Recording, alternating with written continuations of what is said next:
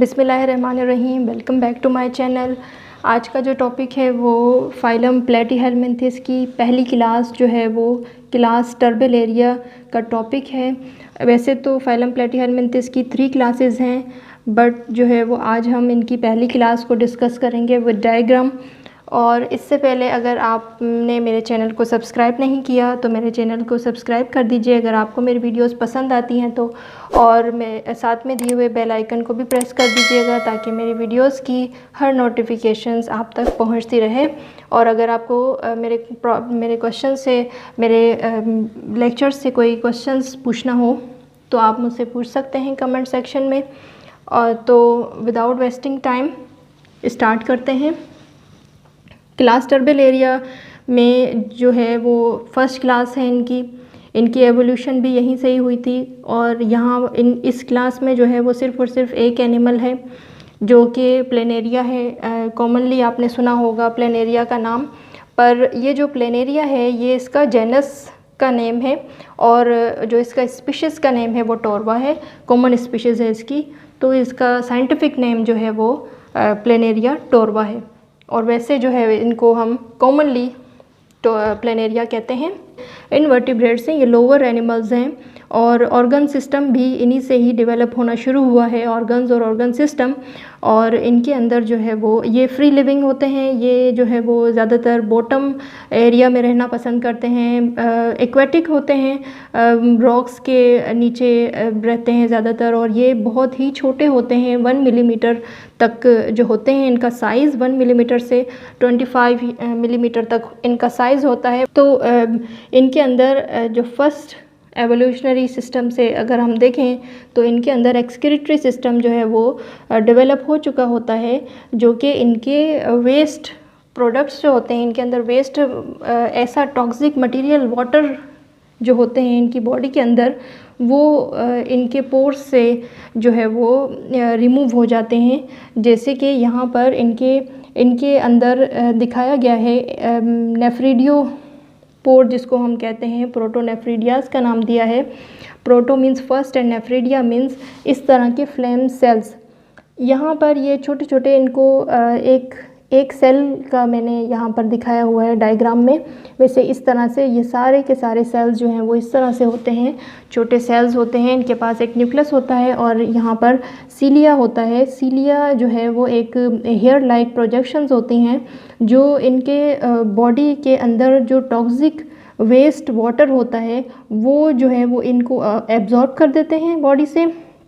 अब इनकी बॉडी की ऑस्मो रेगुलेशन को बैलेंस करने के लिए, ऑस्मोटिक वाटर को बैलेंस करने के लिए जो वेस्ट टॉक्सिक सब्सटेंसेस होते हैं वो ये अपने अंदर जो है एब्जॉर्ब करके सीलिया की हेल्प से उस टॉक्सिक एक्सक्रीटरी मटेरियल को यहाँ से आगे की तरफ एक्सपेल करते हैं। और यहाँ से ये छोटे छोटे पोर्स होते हैं जगह जगह पर। इन पोर्स को एक्सक्रीटरी पोर कहते हैं और इन्हीं पोर्स से जो है वो इनका एक्सक्रीटरी वेस्ट जो है वो रिमूव हो जाता है।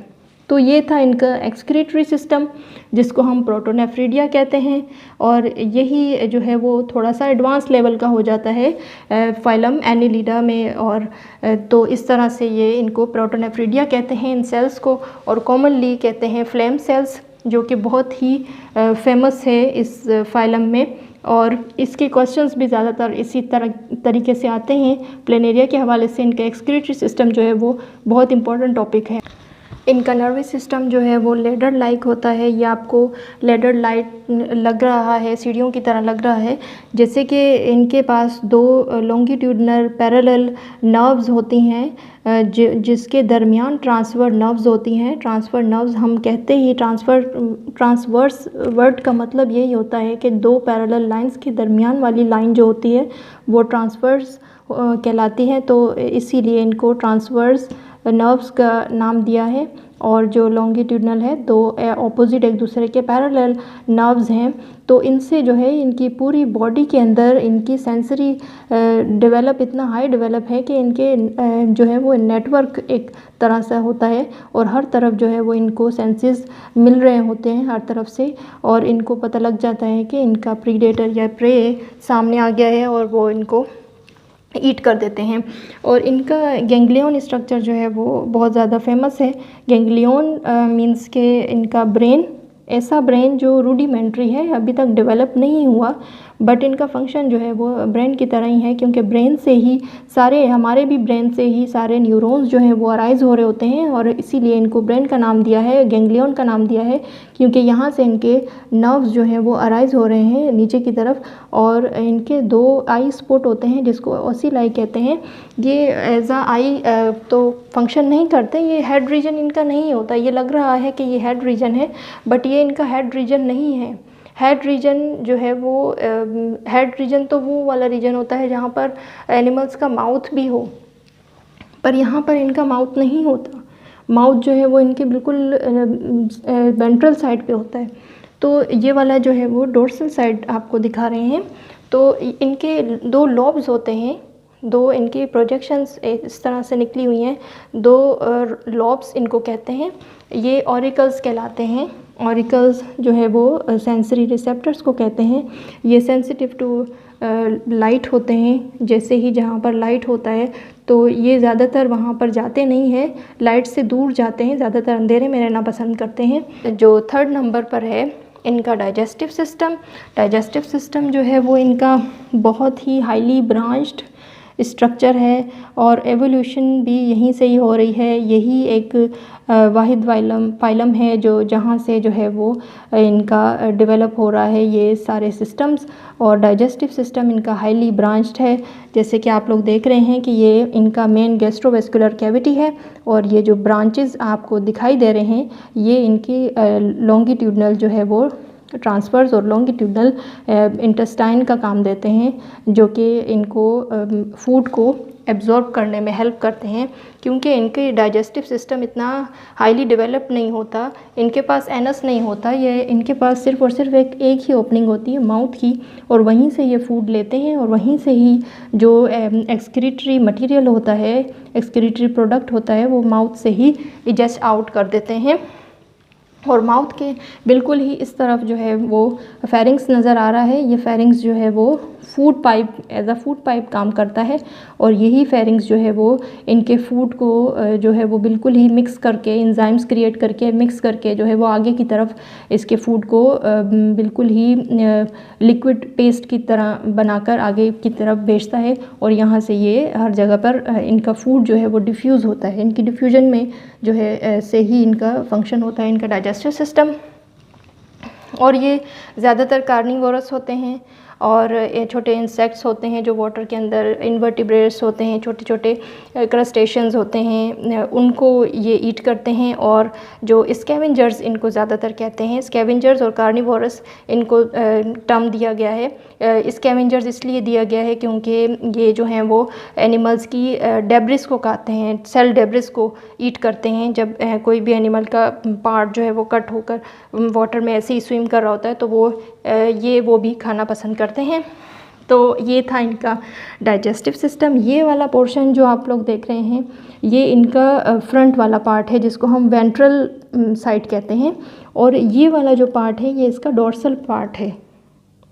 तो डोर्सो वेंट्रली इसीलिए हम इसको फ्लैट एंड कहते हैं, बिल्कुल ही चिपटे होते हैं।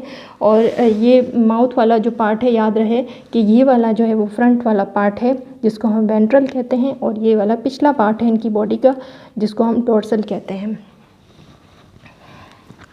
और जो लास्ट और 4th नंबर पर इनका सिस्टम है वो रिप्रोडक्टिव सिस्टम है। रिप्रोडक्टिव सिस्टम आपको पता है कि रिप्रोडक्शन जिससे होती है, तो ये हर्माफ्रोडाइट हैं, मोनोशियस कह लें या बाइसेक्सुअल कह लें, कि इनके अंदर दोनों सेक्सेस मौजूद होते हैं, इसलिए इनको बाइसेक्सुअल भी कहते हैं। मोनोशियस का टर्म इसलिए दिया हुआ है, मोनोशियस भी उसी टर्म को ही कहते हैं कि मोनोशियस एक फॉर्मल वर्ड है जो हम यूज़ करते हैं हर्माफ्रोडाइट एनिमल्स के लिए, और हर्माफ्रोडाइट भी हम इसी टर्म को ही कहते हैं जिसके अंदर मेल और फीमेल के गेमेट्स प्रेजेंट हो, मीन्स के मेल और फीमेल के रिप्रोडक्टिव ऑर्गन्स प्रेजेंट हों। तो इनके पास जो ये रेड कलर का नज़र आ रहा है आपको, ये ओवरी है इनकी, ये फीमेल रिप्रोडक्टिव पार्ट है, और ये ओविडक्ट है, यहाँ से जो है वो ये एग्स प्रोड्यूस करती हैं। और जो है ये ग्रीन वाला पार्ट जो है वो टेस्टिस है जो मेल रिप्रोडक्टिव ऑर्गन है, और यहाँ से ये इसका स्पर्म डक्ट है जहाँ से ये स्पर्म प्रोड्यूस करके आगे की तरफ भेजते हैं। और ये इनका एरिया है जहाँ से ये जो है जेनिटल पोर बना हुआ है, जहाँ से ये जो है वो अपने जो रिप्रोडक्टिव मटेरियल हैं वो ये सेक्रेट करते हैं। और इनके अंदर जो है वो सेल्फ फर्टिलाइजेशन भी हो सकती है, बट ज़्यादातर क्रॉस फर्टिलाइजेशन होती है।